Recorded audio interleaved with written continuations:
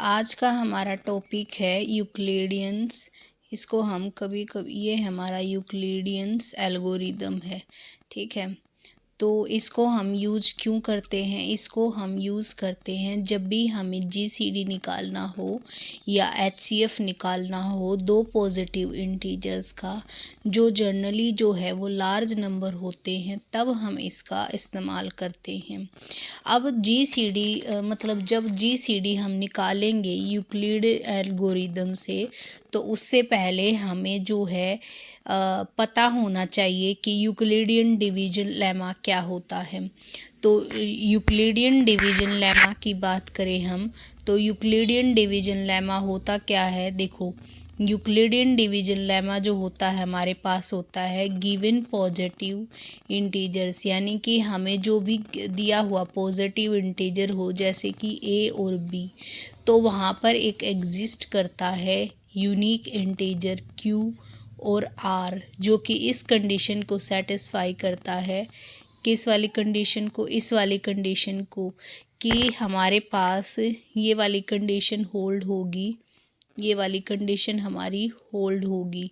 इसमें क्या कहा गया है कि हमारा जो ए है ना वो इक्वल हो जाएगा बी क्यू प्लस आर, और जहाँ पर आर जो होगा हमारा या तो ज़ीरो होगा या ज़ीरो से बड़ा होगा, लेकिन बी से छोटा होगा।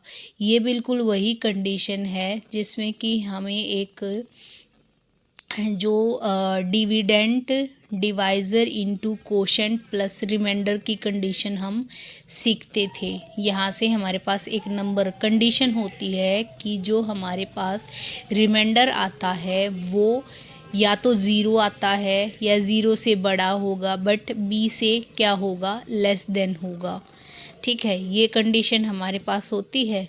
तो हम एक क्वेश्चन कर लेते हैं अब इसके ऊपर।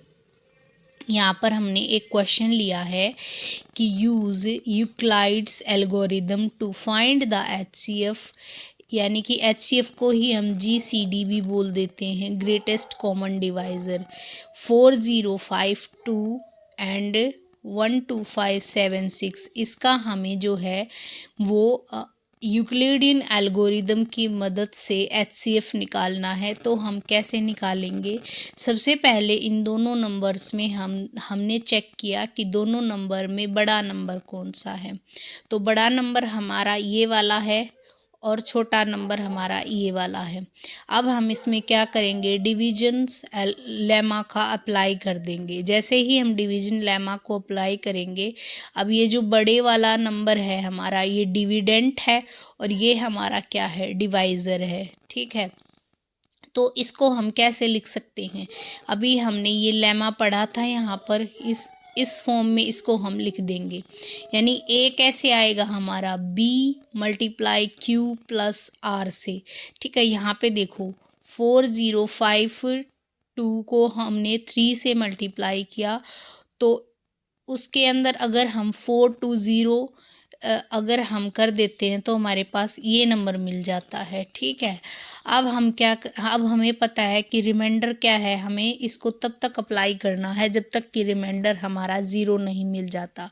यहाँ पर रिमाइंडर हमारा 420 यानी कि 420 मिला है, जो कि ज़ीरो के इक्वल नहीं है, ठीक है। हम फिर से क्या करेंगे? डिवीज़न लेमा को यहाँ पर अप्लाई कर देंगे, ठीक है। अप्लाई कर देंगे हम किस नंबर के ऊपर? अब हमारा ये नंबर लेना है हमें और ये नंबर जो रिमाइंडर आया है उसका, ठीक है। अब यहाँ से फिर से हमने अब ये वाला नंबर बड़ा है, ये वाला छोटा है।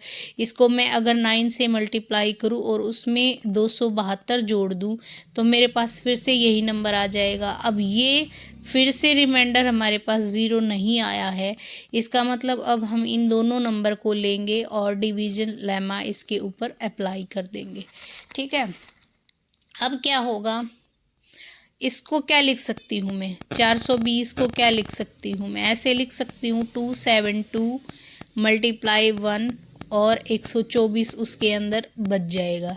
अब ये 124 फिर से रिमाइंडर आया है जो कि ज़ीरो के इक्वल नहीं है, तो हम अगेन जो है यूक्लिड डिवीज़न लेमा अप्लाई करेंगे। तो फिर 272 को हम कैसे लिख सकते हैं? 124 मल्टीप्लाई 1 और फिर कितना रिमाइंडर बचेगा 24। अगेन हम डिवीज़न लेमा इस पे अप्लाई करेंगे। अब हमारे पास जो है 124 को क्या लिख सकती हूँ मैं, 24 × 5 + 4, ठीक है, ऐसे लिख सकते हैं। रिमाइंडर अभी भी ज़ीरो नहीं आया है, इसका मतलब स्टेप तब तक चलते रहेंगे जब तक कि रिमाइंडर हमारे पास ज़ीरो नहीं आता। अगेन हम वही करेंगे यहाँ पर।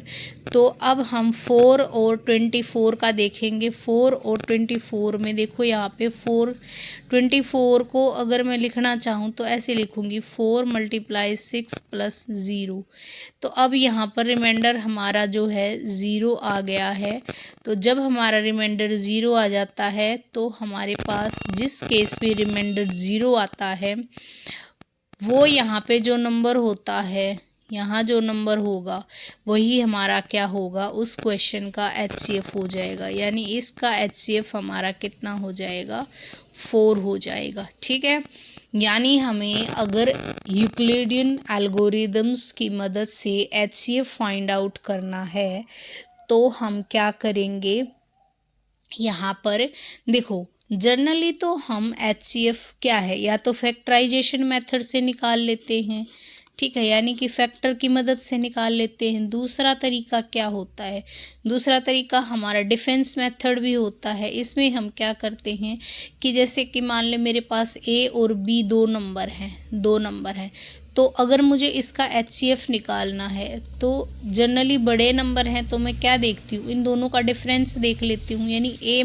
- B जो भी वैल्यू हमारे पास यहाँ पर आती है। ठीक है, अब यहाँ पर जो भी वैल्यू मेरे पास आई उसमें या तो क्या होगा आंसर में, यानी कि अगर ऑब्जेक्टिव क्वेश्चन ऑब्जेक्टिव टाइप है तब तो हम ऐसे करते हैं कि इन दोनों का डिफरेंस देख लेंगे।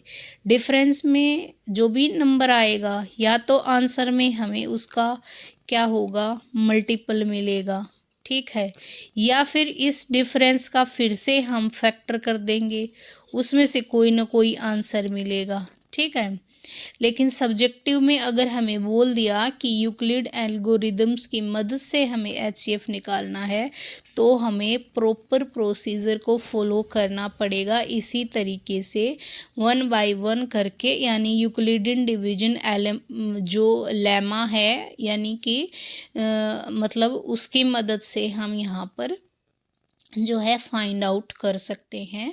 यानी कि जब तक हमें इसको चलाते जाना है जब तक कि रिमाइंडर ज़ीरो नहीं आता। जिस केस में भी रिमाइंडर ज़ीरो मिल जाए तभी हम रुक जाएंगे और यहाँ जो नंबर दिया हुआ होगा वही नंबर हमारा क्या है, उसका HCF हो जाएगा उन दो नंबर का। आई होप आपको समझ आया होगा।